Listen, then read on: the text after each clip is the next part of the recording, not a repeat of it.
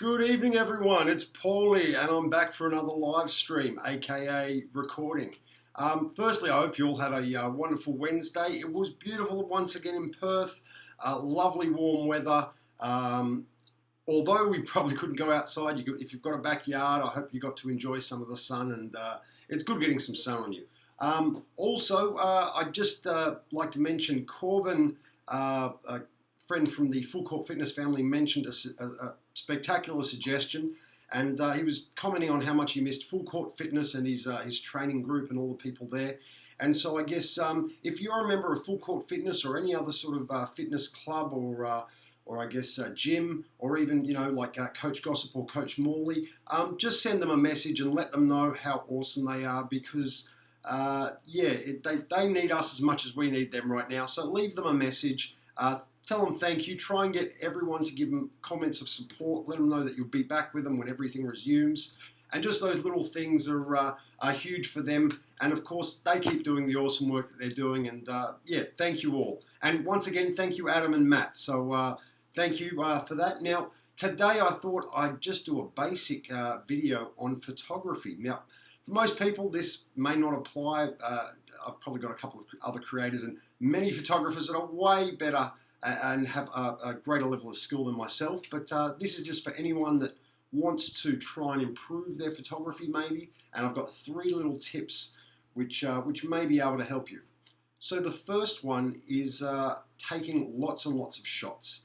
When you're taking a photo of something, don't just take one, take 5 or 6 or 7 or 8. Shoot as many as you can.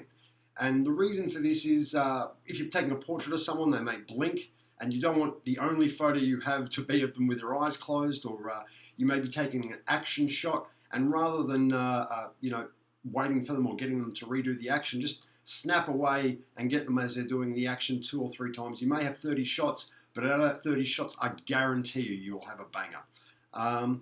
That's probably the most important thing, and that can apply to all photographers. I know that Ian actually gave me a great tip last night. Thank you, Ian.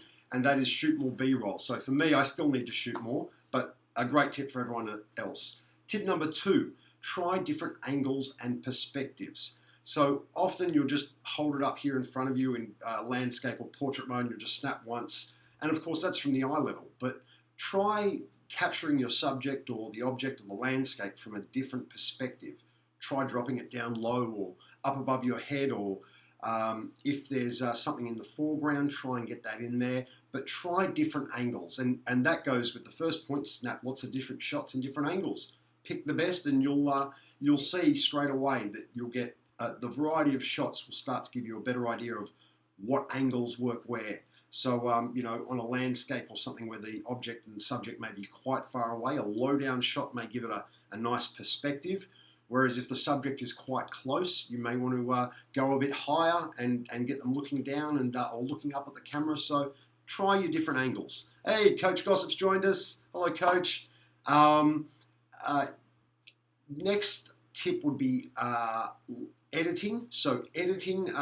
Now, this doesn't require any special software. Your basic Android or iPhone software should have some of these simple editing I guess adjust or things that you can adjust your image with, and the first would be the contrast. So try playing with the contrast, increase it a little bit, drop it a little bit, just slide the levels across. The second thing to maybe look at adjusting is the brightness. So it's common for your Android, your iPhone, or even just your point and shoot cameras that they'll allow a lot more light in than maybe you're requiring your image.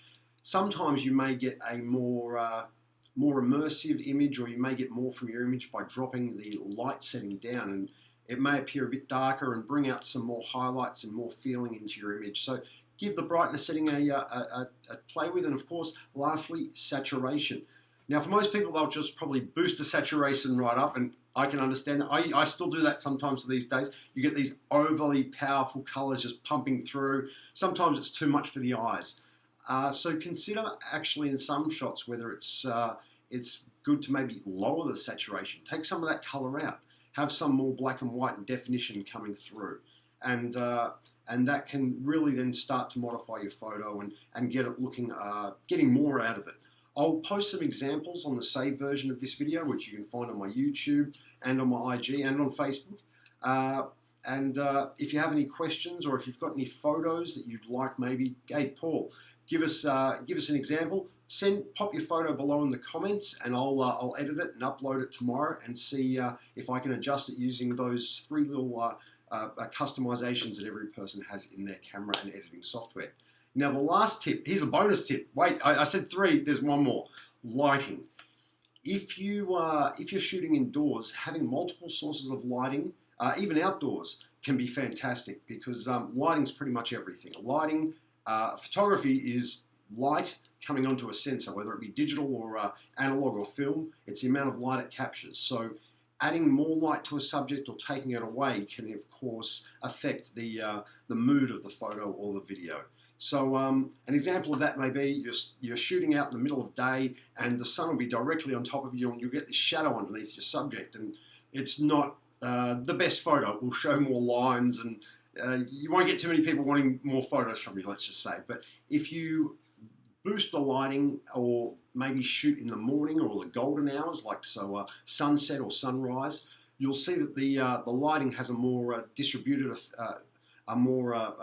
it lights the subject better. And of course, you get rid of all the wrinkles and everything else, and they'll look happier. Or they'll look better and they'll ask for more photos. Now, if you're indoors, multiple sources of lighting, so if I turned off my prime light here, it will, you'll see all my wrinkles and all the shadows, and probably I need to shave. Whereas I've got it on, I've got 2 sources of light, and it lights and illuminates me a lot better. So lighting is the bonus tip. If you don't have access to lighting, I mean, you can use a desk lamp, anything that will provide light, and it can make a difference. So I hope that's been helpful. Just some basic tips on photography there. As I said, drop me a photo below, and I'd love to try and edit that for you. And if you have any other questions, let us know. Apart from that, everyone, have a terrific Thursday. Stay awesome. Drop some love to those people that support you, your trainers, your fitness groups, your gyms. Let them know how much they've helped you in your life, and that little bit of help will mean so much to them. And of course, when everything returns back to normal, we'll all go support them, which is the main thing. So stay awesome, Australia. Peace out.